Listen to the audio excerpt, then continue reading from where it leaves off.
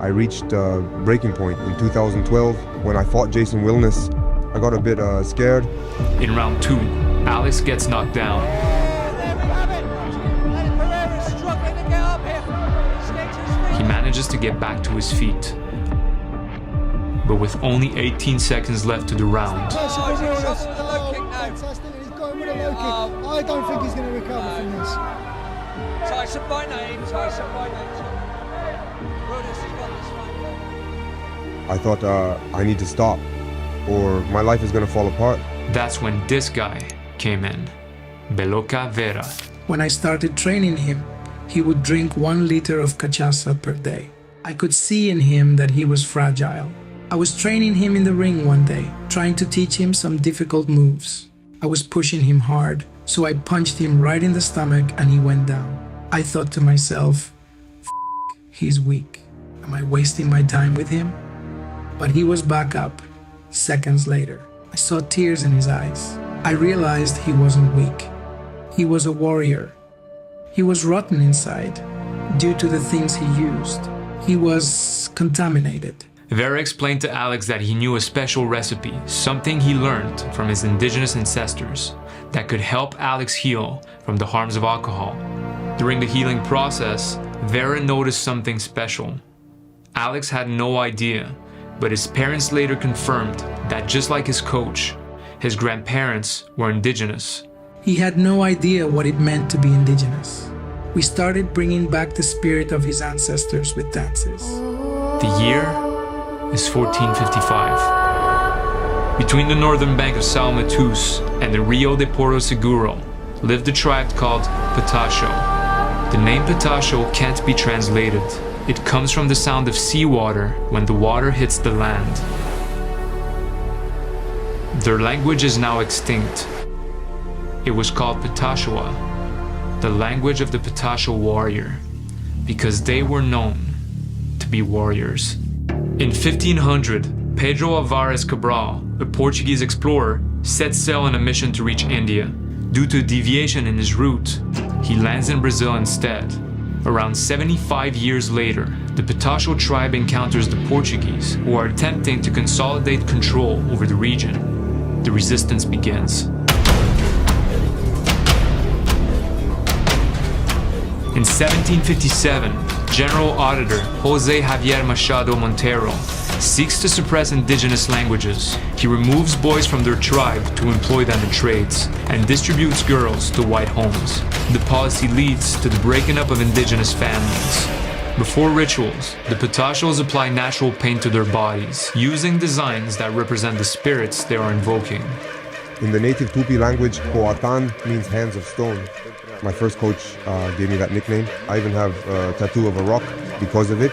Wera teaches Alex a unique fighting style, a variation of traditional strikes with different body angles while having both feet still planted on the ground. He calls it Jaguar style.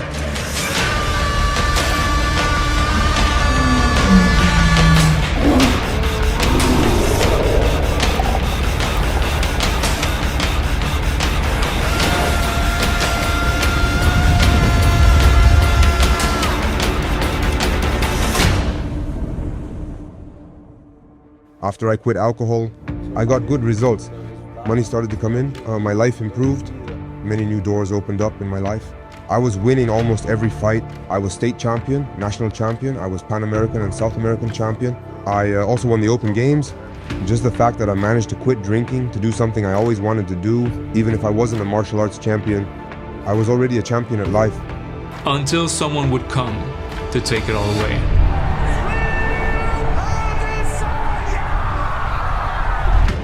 At that point in time, the last style bender was a force to be reckoned with. My first fight against Adesanya was in China.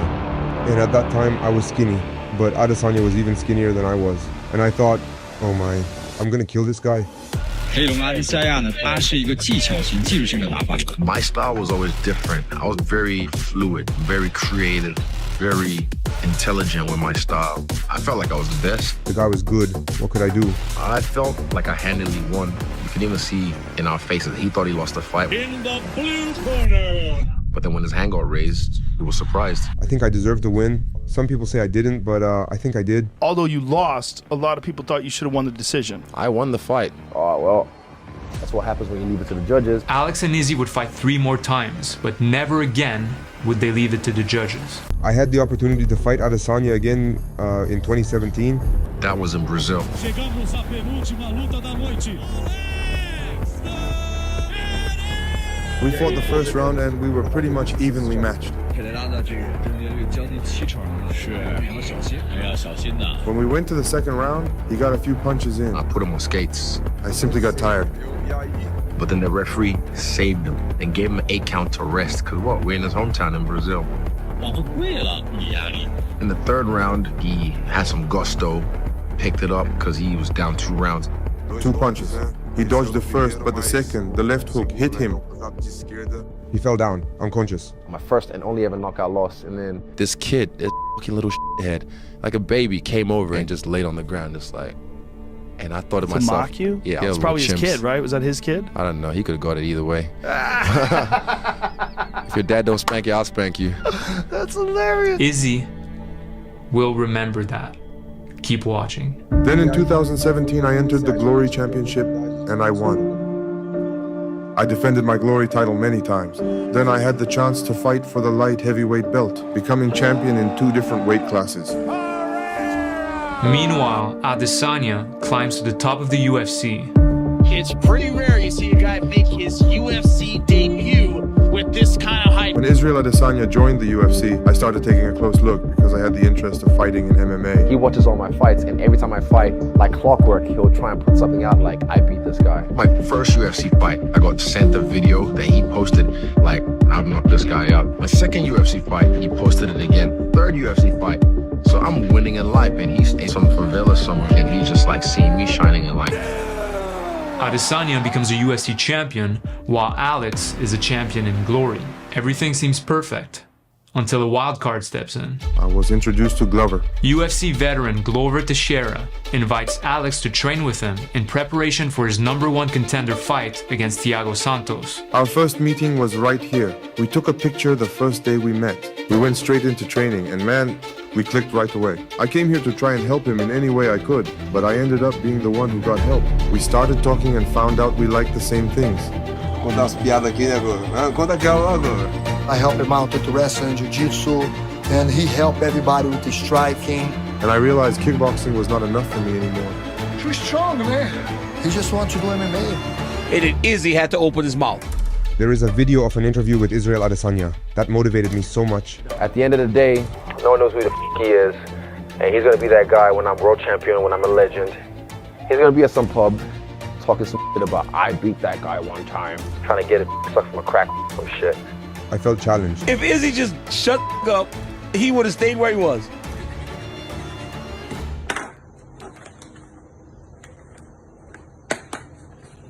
Hello guys, now it's official. UFC, thank you. I'm so happy to be part of the family.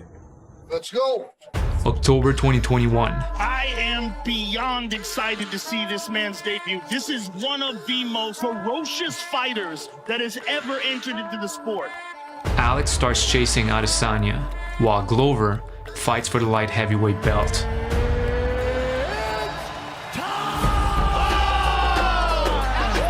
That's what I'm talking about.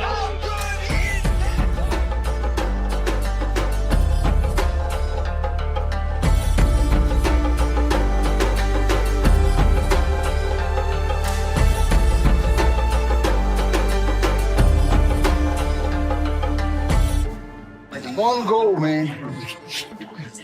One goal. Nothing else to think about. We want that more than anything, man. Just 4 years into his UFC career, Israel Adesanya on his way to becoming the greatest middleweight champion of all time. After training with Glover for a while, Alex officially moves to Danbury, Connecticut. He buys a house there. Você acabou encontrando um mentor, né, cara? É um negócio diferente, não é só... Você acabou achando um mentor, né, cara? We become good friends and good training partners, you know?